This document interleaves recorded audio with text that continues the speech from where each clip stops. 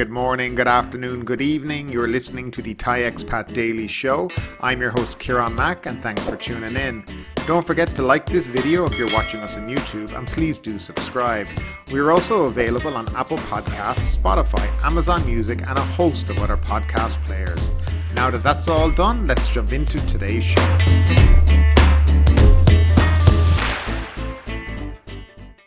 Well, hello there and welcome back to the Thai Expat Daily Show. Today is Sunday, the 10th of April 2022, and what we're going to start off with today is the daily COVID numbers because it's something we haven't looked at in quite a while. The country registered 98 more COVID-19 fatalities and 25,298 new cases during the previous 24 hours, the Public Health Ministry announced Saturday morning. Now, Saturday's figures did not include 22,431 positive results from antigen tests over the past 24 hours. This would raise the total to 47,729. This compared with the 89 COVID-related fatalities and 25,140 new cases reported Friday morning. The COVID-19 Situation Administration said on Saturday afternoon that the 98 new fatalities were aged between 20 and 97, with the average age of 75. All but one Myanmar were Thais. Now, an advisor to the CCSA, Dr. Udom Kachinthorn, claimed that the actual daily infections at present may be around 100,000, and this may increase during and after the long Songkran holiday next week as more people gather together.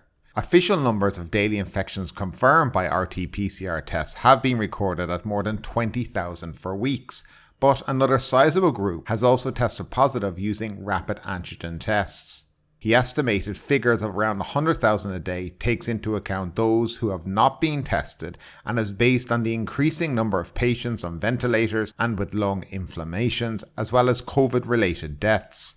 Despite this revelation, Dr. Udom said, however, that the government is not preventing people from travelling next week, but he warned that they must strictly comply with basic safety measures, such as always wearing a face mask, maintaining social distance, and more importantly, getting booster vaccine jabs, noting that only 35% of the population had their boosters, which is considered low. Dr. Udom dismissed as misleading the belief held by some people by getting infected with the virus to develop immunity is better than getting inoculated.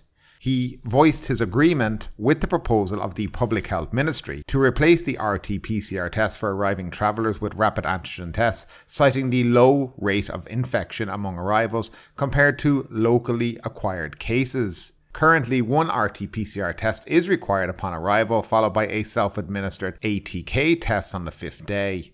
The pre-departure COVID-19 requirement has been dropped as of April 1st. The economy must be allowed to move on, but health measures must be in place to prevent the spread of disease, Dr. Udom said. And next up, Thailand abstains in vote to suspend Russia from UN Human Rights Council. Thailand, highlighting inclusivity, abstained from a vote to suspend Russia from the United Nations Human Rights Council over its aggression against Ukraine during the United Nations General Assembly on Thursday. Thailand was among 58 nations, including Brazil, India, Indonesia, Malaysia and the United Arab Emirates, which abstained from the vote. 93 countries such as Canada, Australia, Belgium, France and the United States voted in favour, while 24 countries including China, Iran, Laos and Vietnam voted against the move. According to the explanation offered by Thailand's permanent representative to the United Nations, the country voted to abstain due to the overriding importance it attaches to a transparent, impartial and inclusive approach in the multilateral regime. Although Thailand is deeply concerned over the escalation of the conflict and humanitarian crisis in Ukraine and that prompt action be taken in response to all alleged human rights atrocities against civilians, any such action must be taken after careful consultation, including well-founded and established facts and evidence from reliable sources. Therefore, Thailand supports the United Nations Secretary-General's call for an independent investigation. The explanation also reads, "We strongly urge all parties to comply fully with international humanitarian law and international human rights law, and to protect civilians and civilian objects, as well as ensure unhindered provision of humanitarian assistance without discrimination. Another life lost is another life too many." Last month, Thailand joined 141 nations in voting in favour of a resolution to condemn Russia's aggression in Ukraine during the 11th Emergency Special Session of the United Nations General Assembly. More than 1,400 civilians have lost their lives in the conflict since the Russian troops invaded Ukraine on February 24th, according to the Office of the United Nations High Commission for Human Rights, while more than 4 million Ukrainians have fled their homes to escape the fighting. Now, with all that going on, Phuket officials have shared a news story promoting how Thailand has maintained its friendly country status with Russia and highlights how the status may soon see Russian tourists returning to the island.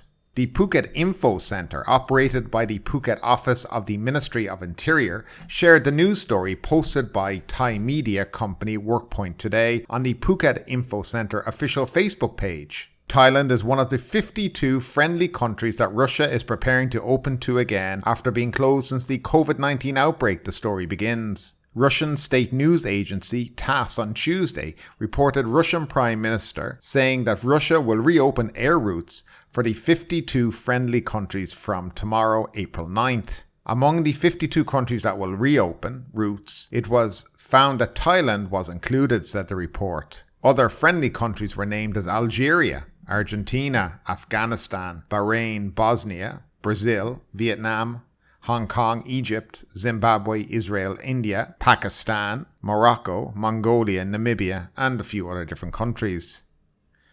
Russia will open all round-trip flights to and from countries listed in the 52 friendly country lists, which have been classified as a friendly country, meaning a country that does not cooperate with the United States and Western nations in enforcing sanctions on Russia over its invasion of Ukraine, the report said. So as you can see, Phuket has no shame. In the second a report comes out where it's classified, or Thailand's classified as a friendly nation towards Russia, who has been seen as an aggressor in this case, immediately sharing this to tell everybody how fantastic Thailand are. And it really shows how self-unaware Thailand are when it comes to what's going on around the world, sitting on the fence and pretending to be doing something and being somewhat concerned when we all know that they're not really. The only concern that the authorities here seem to have is whether or not they can get Russian money and tourists over to the country, because that's what they need and want. As I've said before, the amount of money that have been donated and headed over to Ukraine to help in this humanitarian crisis, which they have talked about, is no more than $60,000, which is pittance. So that's where the Thai government are at the moment on this whole situation. It would be nice to see more Southeast Asian countries stepping up to the plate, condemning Russia's behaviour. And no matter what side of the fence you sit on, invading another country, in my opinion, is wrong. And killing, murdering innocent women and children is wrong. Now moving along, China rumours raise tourism sector's hope for a bumper Q4. The tourism sector is upbeat about the Chinese market, following hints emerging that outbound trips from the mainland might be allowed in the fourth quarter. Despite the buoyant mood around this previously crucial market, the Association of Thai Travel Agents played down the rumour, saying it was too soon for the sector to get its hopes up. The Vice President of the Tourism Council of Thailand said tour operators are abuzz about rumours that the first Chinese tour groups in over 2 years may be allowed in during Golden Week, a national holiday in October. These groups would only be allowed if Beijing lifts border restrictions in the fourth quarter. Tour operators have to wait a few months for the confirmation as the viral situation on the mainland remains critical, prompting many cities to implement stringent lockdowns and requiring lengthy quarantine periods for those returning from other countries. The rumour is quite strong. We hope this good news becomes a reality during Golden Week. We're confident that Chinese demand for Thailand is still enormous, said Mr. Vichet. If the Chinese market can return later this year, the numbers will not match the 800,000 to 900,000 per month as tallied in the past, because airlines have to gradually increase capacity first, he added. Now, the ATTA president said it remains difficult to predict the direction of the Chinese government as the country faces a volatile pandemic situation. The scenario might become clearer following the conclusion of the Chinese Communist Party's 20th National Congress in the autumn. Thai tourism is in dire need of the Chinese market as they are year-round travellers, unlike European guests, the key market for Thailand at the moment. European visitors are rather seasonal. However, we should wait and see for a clear statement from Chinese authorities. He said if the reopening required Chinese returnees to quarantine for weeks, it would be hard to have much hope for this market. Now, Yutasek Supasthorn, the governor of the Tourism Authority of Thailand, said that TAT held meetings with 3 big Thai travel agents about potential opportunities if China allows outbound trips in the fourth quarter and Thailand removes all entry restrictions before July.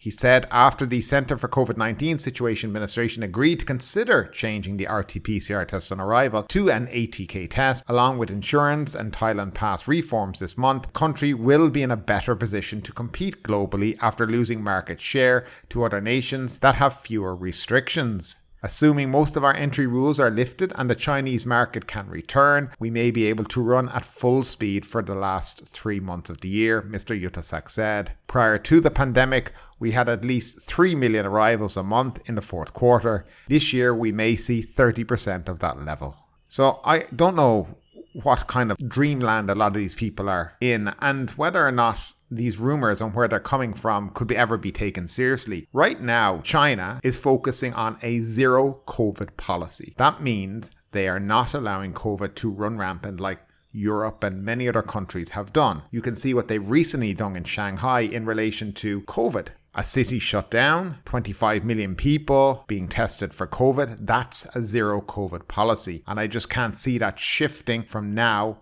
to the end of the year. They would be in essence saying that they've done everything wrong for the last 2 years, and they would be saying that their vaccines don't work, and they would be saying that the United States, the Western countries, had the right approach from the beginning, and that's just not going to happen. So whatever hope Thai tourism has of the Chinese market, I would say stop looking at the Chinese market. It's not coming for another year and a half, in my opinion.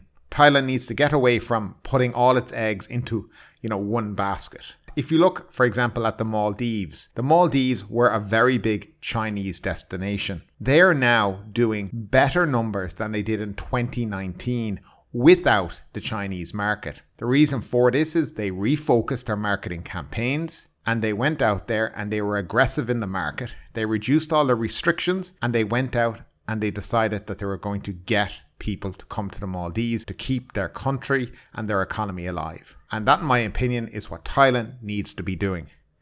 Now, moving along to the featured story of the day, and bear in mind before we go through this story that the government have met and they have approved in principle the idea of reducing the entry requirements, but they have not been rubber stamped and they were subject to what goes on over the Songkran period in relation to COVID. So RT-PCR tests for foreign visitors are expected to be replaced by antigen tests from next month in a bid to attract more tourists and revitalise the struggling sector. Speaking after a meeting of the Centre for COVID-19 Situation Administration, the Deputy Public Health Minister said the meeting agreed in principle with the switch proposed by the Public Health Ministry. Foreign visitors flying into the country will take an antigen test upon arrival instead of an RT-PCR test, Mr. Satit said, adding that more airport personnel will be deployed to make sure the procedure goes smoothly and takes minimal time. Tourists can wait for the results, which should take no more than 15 to 30 minutes to process on site, without the need to book hotels and wait overnight for the results of RT-PCR tests, he said. The new rule is expected to attract more tourists and help to resuscitate the economy, Mr. Satit said. The CCSA meeting discussed a number of measures as well as the easing of entry rules, which will take effect next month, he said. Prime Minister Prayut Chan-o-cha said that after chairing the meeting, the government will consider a further easing of travel restrictions next month to allow more tourists to enter the country. We will try our best to balance public health and the economy, the Prime Minister said. Government spokesman Thanakorn Wangbunkanchana said the meeting discussed potential entry revisions for next month, including the scrapping of the RT-PCR test on arrival for visitors entering under one of the 3 Travel Safer Tours programs. The spokesman for the CCSA said attendees at the meeting agreed in principle on the need for friendlier measures. Further easing of travel restrictions will depend on an evaluation of the situation after Songkran next week, he said. Now, Dr. Tuisit said the CCSA agreed in principle but had yet to approve measures tentatively tabled at the meeting for May. The Prime Minister wants to evaluate infection rates after the long break, he said. The rate of new infections from tourists entering Thailand from the beginning of this month would also be taken into consideration. Restrictions have also been gradually eased since November last year to help the tourism sector. The government last week lifted the requirements for a pre-travel RT-PCR test for air travellers arriving in the kingdom under its Test and Go, Sandbox and Quarantine programs from April 1st, although they are still subject to the RT-PCR test on arrival. About 470,000 foreign tourists have arrived in the first quarter of this year, surpassing the total number of 420,000 for the entire 2021 year, according to the CCSA. The spokesman admitted existing measures do not allow Thailand to compete with other countries that were reopening their tourism sectors, and the next meeting of the CCSA after Songkran would table a further loosening of restrictions. The changes tentatively planned for next month include requiring fewer documents to register for a Thailand pass, a shorter quarantine period, and a reduction of the current $20,000 insurance requirement. The date for the meeting has not yet been officially set, he also mentioned. So there you have it. After a long talk about this for many months, possibly we're heading in the right direction. Now, of course, this is all dependent on the COVID numbers after Songkran.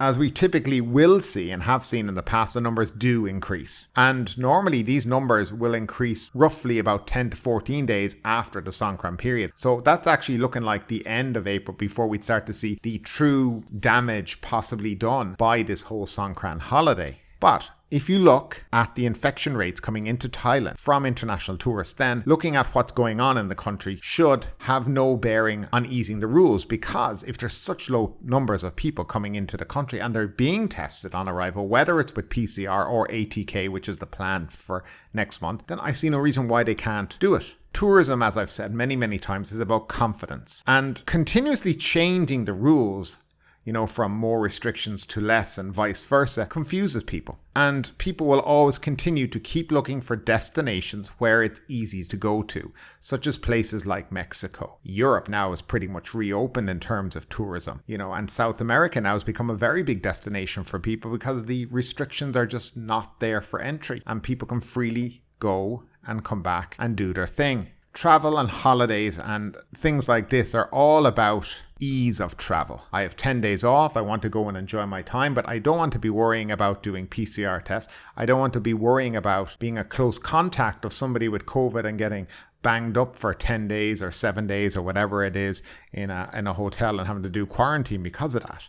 I'm looking for countries where I can go and relax, enjoy my holiday, go back on and get on with my life. And they're the type of countries that people are looking to travel to. Now, what I do have is a little bit of advice for the government here, because I think there's something being missed in all of this, and it's in relation to the rules within Thailand, and especially in relation to face masks. Something I have noticed over the last couple of weeks, and particularly in hotels here in Thailand, is that Thai people are, in general, quite compliant with the rules. So they wear their face mask, they wash their hands a bit, but the main thing is the mask is being worn, whereas foreign tourists are not wearing face masks whatsoever. Now, we can all have the argument whether they work, they don't work, this, that, or the other. But the rules in Thailand are pretty clear. As mandated by the emergency decree, you are required to wear a face mask. Now, what I am seeing is Thai citizens regularly now complaining in hotels to management and staff that the foreigners are not wearing the mask and why aren't they wearing them. And I would suggest to the government, if they plan to reopen the country to more tourism, is to scrap the mask mandate.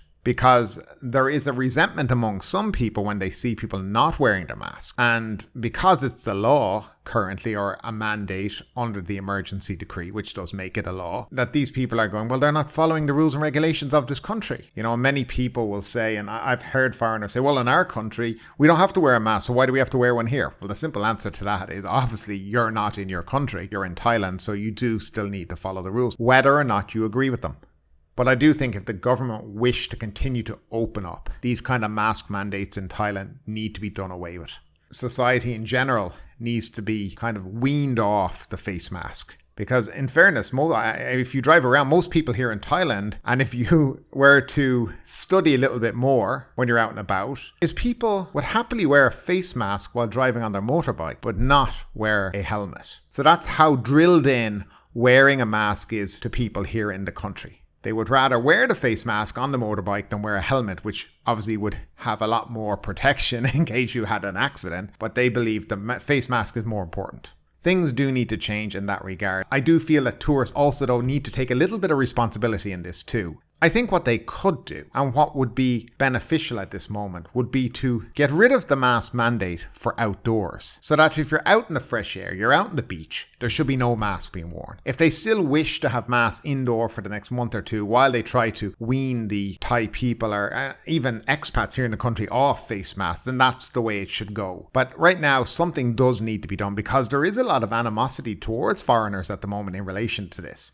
And that's just something I've spotted and noticed. And I'd love to know your opinion for people who have been here on holidays. Have you felt it? If not, then, that's fair enough. We're not going to argue about it. But this is what I've heard from Thai people who've spoken to me about it. But I'd love to know your opinion about all of this. Do you think it's a positive step? Do you think it'll actually happen next month? Do you think the PCR test will go? Do you think they'll find an excuse to hold on to it for another month or two? Do you see mask mandates being dropped here in the country? I'd love to know your opinion on all of this, guys, as always, down below in that comment section. And next up, teen lovers stabbed disapproving mom to death. A 14-year-old girl and her 16-year-old boyfriend were in police custody today in Bangkok after the teen girl's mother was found stabbed to death. Police say the girl, who was not identified, told them they murdered her mother, identified only as 53-year-old Jurapan, because she would not allow them to continue seeing each other. Jurapan was found dead Thursday night with multiple stab wounds on the first floor of a residential building. She had been stabbed 7 times in the neck and cheeks. The girl reportedly told police that she brought her boyfriend to her home and hid him in the kitchen. When her mother came in, they said the girl gave him the signal to stab her with a kitchen knife. Jurapan's eldest son, 23-year-old Kitty, heard the commotion and tried to intervene. He received multiple stab wounds before escaping the room to call for help. By the time he came back with neighbours, Jurapan was already dead.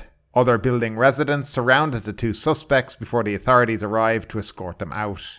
Kitty is currently being treated at Bangna 5 Hospital, where his injuries were deemed non-life-threatening. The boyfriend reportedly told authorities that he felt remorse for his actions and blamed his actions on his emotional state. Social media can say whatever they want, but for me, I am sorry for what I've done, the teen boy told reporters. And finally, the Phuket News Daily Report. Phuket police launched Songkran crime blitz, ready for 7 days road safety campaign. Phuket police and other law enforcement officers gathered at the Phuket checkpoint in Thatchachat yesterday for the launch of the annual Songkran crime fighting campaign and to announce the 7 Days of Danger campaign for the Thai New Year starting on Monday, April 11th. Homeless woman, 55, found taking refuge under pickup truck in Patong. Police safely took into protective custody a 55-year-old homeless woman found sleeping under a pickup truck parked at a home in Patong yesterday. And finally, Phuket luxury hotel Peeping Tom arrested and released. Phuket have charged an employee at a luxury hotel in Phuket with spying on a guest while she was taking a shower and then released him after processing the charges against him. But ultimately, with this story or anything else that stood out to you today, I'd love to know your thoughts in the comments down below. Because yes, this is a news show, but it's also a conversation. Now keep that conversation going. Make sure you like this video, subscribe to the channel, share the video, and do all the good stuff that does help that YouTube algorithm. But ultimately, my name is Kieran Mack. You've been listening to the Thai Expat Daily Show, and we will see you next time.